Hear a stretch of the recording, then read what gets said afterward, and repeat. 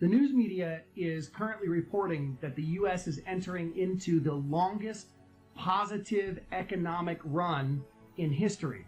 Well, we all know that what goes up must come down.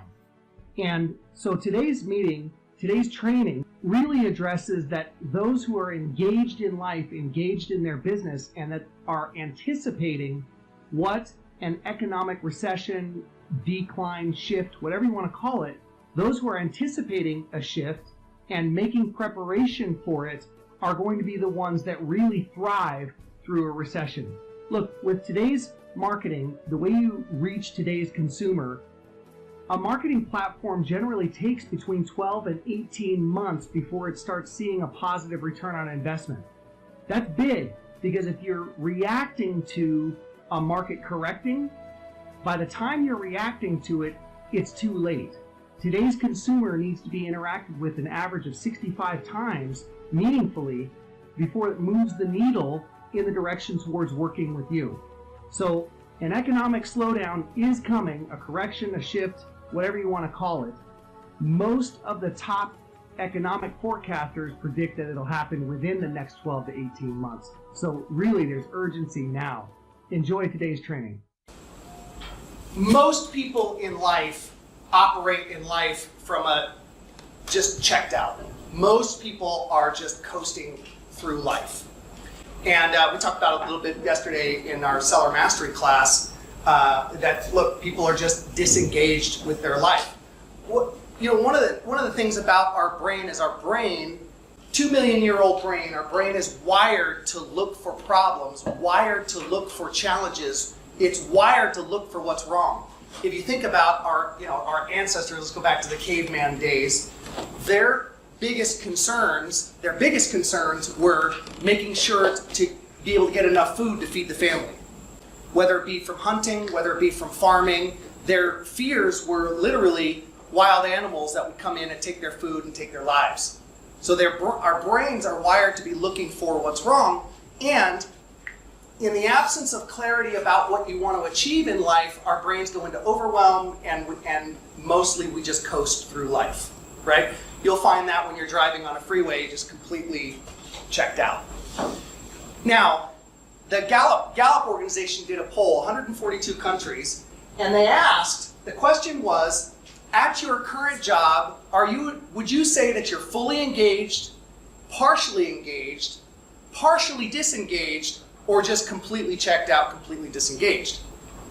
Well, the statistics are amazing. Worldwide, 142 countries, only 13% of the population or respondents actually said that they're engaged at work. 1/8 of the global workforce is engaged. Now, certainly that number must be different in the United States. After all, we're one of the wealthiest, most influential countries in the world. United States, 29%. Meaning 71% of the workforce is disengaged. So I was excited when this poll came out for a couple of reasons. One, it reinforces a thesis that I've had for years, that mostly people operate in their life just checked out. Let me ask you this. Have you ever been in a restaurant, let's say, with somebody that matters to you, an important relationship, whether it be a significant other, your spouse, or just a dear friend?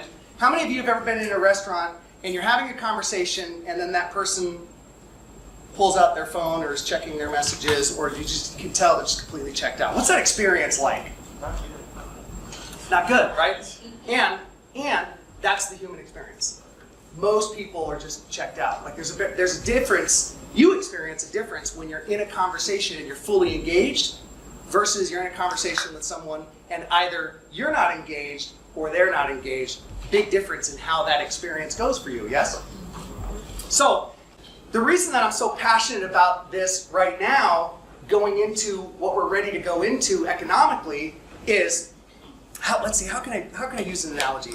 Have any of you had the horrific experience of playing a child in a video game? Yeah. You ever played a child in a video game, right? So maybe it's a niece, maybe it's one of your kids, maybe it's a grandchild, and it always goes like, here, you go first, right? So what do? If it's a shooting game, you go, okay, all right, let's show this little kid what's up here. And you start, right? And about 10 seconds later, you're dead. Now it's the child's turn. And what happens? I mean, they're all over the place, right? 45 minutes later, when it's finally your turn again, this time you're like, okay, all right, I've seen kind of how this works now. Now I'm really going to do some damage here. What happens? You get in, right? 20 seconds later, you're dead. What is it about the child that has them perform so much better? Are they smarter? Maybe it's that they're younger, and so their neurons fire a little bit faster than ours. Is that it? They've actually been down that road before. They know what they're doing. They're anticipating the next move. It's an important lesson. And the lesson is you get different results in life when you're anticipating what's coming ahead versus reacting. Leaders anticipate what's coming. Followers react. And here's what's coming. We're facing an economic recession. We're facing an economic correction, downturn, whatever you want to call it.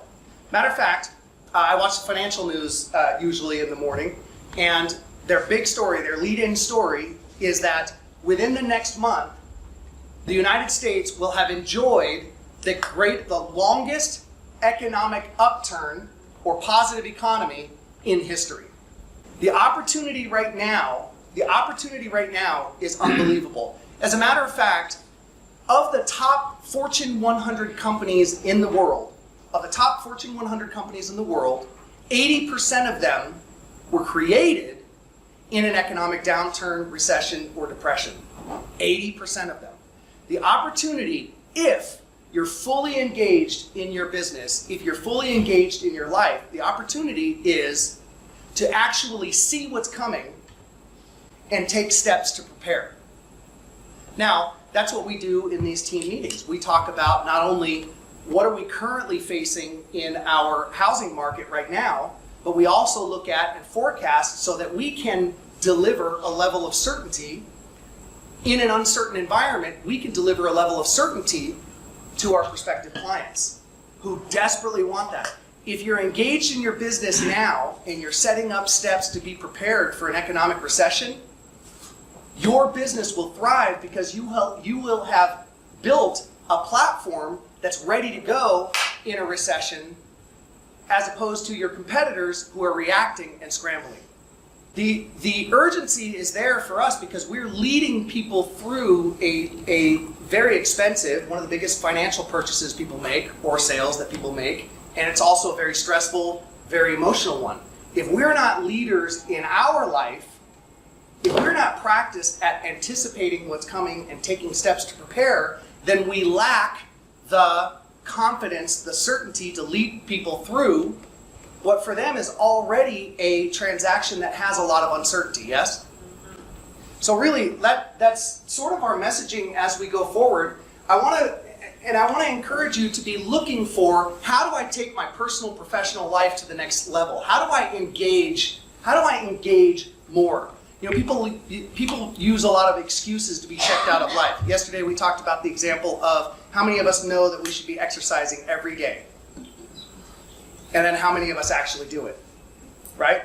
What most people do is they're more engaged with their excuses why they can't than they are connected with the reasons why they can. And people use all sorts of excuses to be checked out.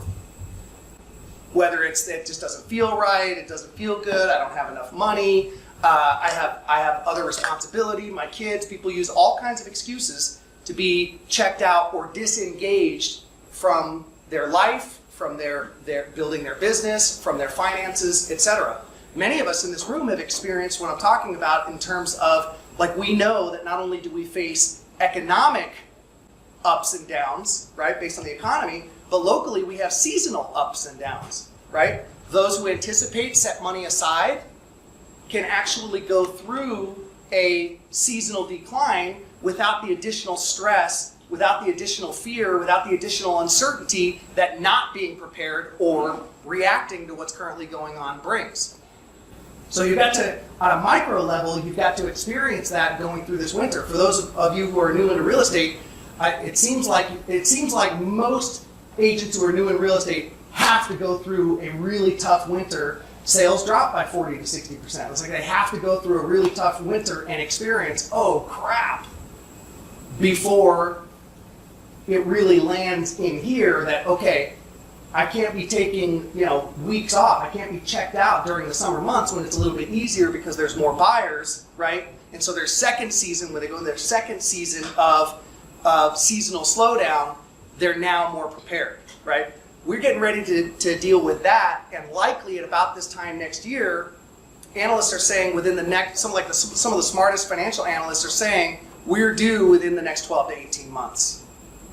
So look, you're going to hear that as a consistent theme from us because, look, we want to instill upon you guys, be anticipating, be preparing, be building your business practices, your business habits now so that you have mastery. And you've got, for those of you who are in the Seller Mastery class, you're building a platform, a library, if you will, of marketing material that you can deploy at any time. And so when your competitors come the economic winter, when your competitors are scrambling to develop their own mastery and develop their own library, you're going to be way ahead.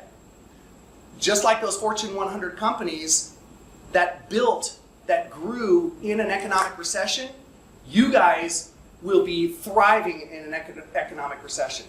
It'll be phenomenal. So right now what we have is we have a lot of competition, and when there's a market correct, a lot of your competition leaves. They leave real estate and go into something easier like lending or something. All right, with that in mind,